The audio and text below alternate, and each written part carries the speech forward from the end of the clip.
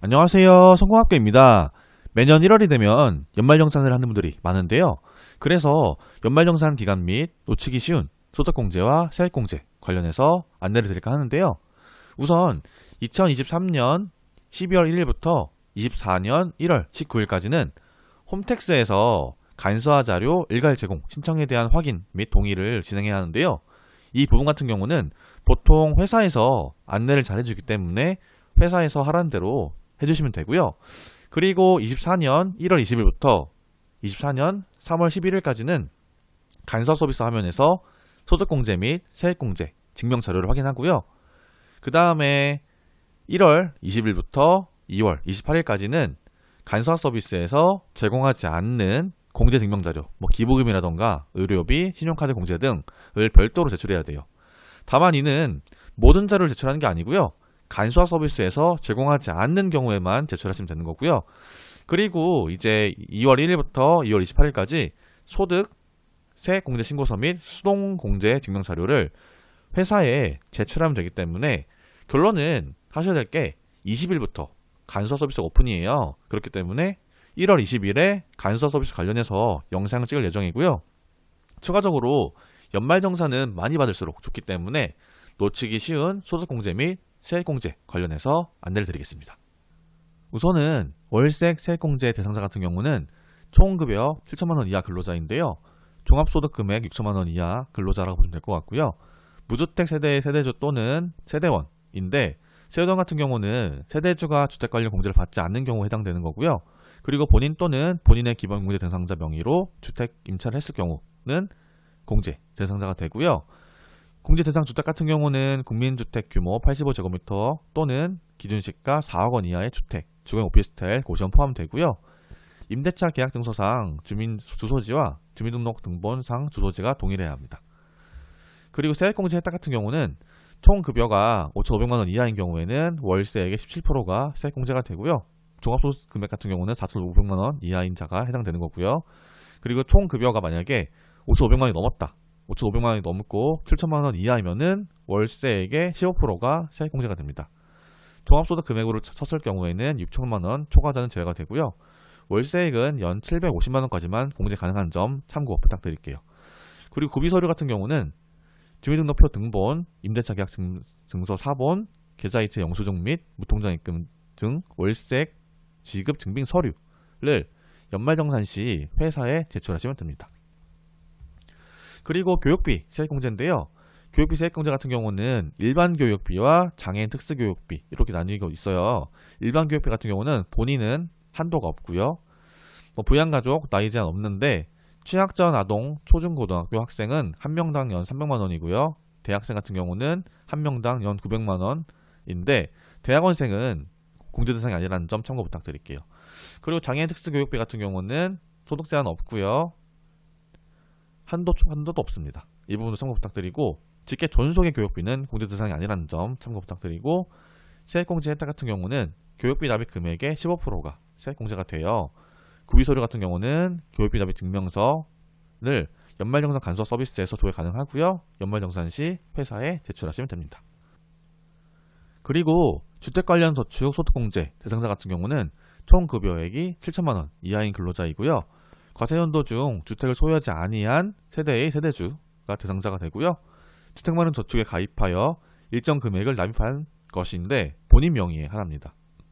만약에 2015년 1월 1일 이후에 납입을 했다면 총 급여액의 7천만원 이하인 근로소득이 있는 무주택 세대주의 조건이 필요하고요.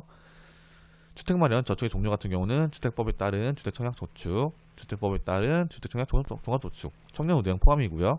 그리고 종전 근로자 주택마련 저축까지 2010년 1월 1일 이후 폐지됐으나 종전 가입자는 종전의 규정대로 소득공제 적용이 된다고 합니다. 그리고 소득공제 혜택 같은 경우는 주택마련 저축 납입 금액의 연 납입액 240만원 한도 40%를 소득공제를 해주고요. 구비서류 같은 경우는 주택마련 저축 납입 증명서 또는 통장 사본을 연말정산 시 회사에 제출하시면 되고요. 간소화 서비스에서 조회 가능하나 조회되지 않는 경우 금융회사 등에서 발급 가능합니다. 그리고 장기주택 전항차 입금 이자 상환액 같은 경우는 대상자가 근로소득이 있는 거주자로서 과세기간 종료일 현재 주택을 소유하지 아니하거나 1주택을 보유한 세대의 세대주 같은 경우는 대상자가 되고요. 주택 같은 경우는 이제 취득 당시 기준 시가 5억 원 이하의 주택이어야 되는데, 주택 가격이 공시되기 전 차입을 했다면은 차입일 이후 최초 공시된 가격이고요. 무주택 세대주의 주택 분양권 또는 조합 입주권을 취득했다면은 5억 원 이하입니다. 그리고 세대원의 소유주택을 포함하여 과세기간 종료일 현재 2주택 이상을 보유한 경우에는 공제가 안 되고요. 하지만 만약에 과세기간 중에 2주택 이상이더라도 과세기간 종료일 현재 1주택이면 공제가 가능합니다. 그리고 이제 소득공제 혜택 같은 경우는 이자 상환액 전액 소득공제가 가능해요. 다만 장기주택 저당차 입금 이자 상환액 공제 금액과 주택 임차 차입금 원리금 상환 공제 금액 및 주택 마련 저축 공제 금액의 합계액이 아래 금액을 초과할 수 없다고 합니다.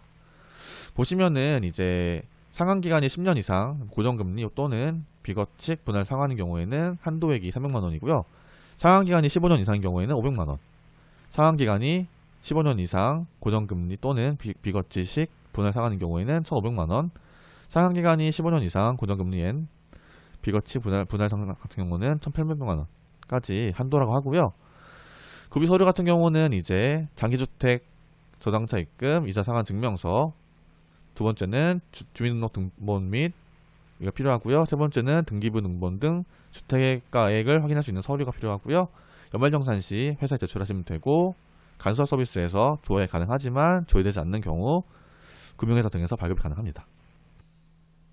그리고 마지막으로 주택임차 차입금 원리금 상환의 소득공제 같은 경우는 대상자가 근로소득이 있는 거주자로서 과세기간 종료일 현재 무주택 세대주여야 되고요. 일정 요건의 세대원 및 외국인 포함인데, 일정 요건의 세대원이라는 거는 세대주가 주택임차 입금 원리금 상환액, 장기주택 임차 차입금 이자 상환액 및 주택청약 종합저축을 공제받지 않는 경우에는 근로소득이 있는 세대원, 이게 일정 요건의 세대원이라는 거고요. 대상 주택 같은 경우는 주택법에 따른 국민주택 규모의 주택, 주거용 오피스텔 포함인데 주거면적, 전용 면적이 85제곱미터 이하여야 되는데, 수도권을 제외한 도시지역이 아닌 은, 면 지역 같은 경우는 100제곱미터 이하입니다. 혜택 같은 경우는 원리금 상환액의 40%를 곱하는 건데 연 400만원 한도입니다. 주택만원저축 공제금액은 4납입액 곱하기 40%이고, 이거에 주택임차 차입금 원리금 상환액 공제금액, 상환액 금액 곱하기 40%의 합계금액이 400만원을 초과하는 경우 그 금액, 초과하는 금액은 없는 걸로 하는 거고요. 마지막으로 서류 같은 경우는 주택 자금 상환 등 증명서, 두 번째는 주민등록표 등본, 세 번째는 임대차 계약 증명서 4본, 네 번째는 원리금 상환 증빙 서류인데, 이거는 이제 뭐 계좌이체 영수증이나 무통장 입금 등이고요. 연말정산 시 회사에 제출할 수 있고, 간소화 서비스에서 조회 가능하나 조회되지 않는 경우 금융회사 등에서 발급이 가능한 점까지 안내드렸고요. 지금까지 연말정산 때 환급 많이 받는 방법에 대해서 소득공제 및 세액공제에 안내드렸고요. 영상이 괜찮으셨다면 구독, 좋아요, 알림 설정까지 부탁드릴게요. 감사합니다.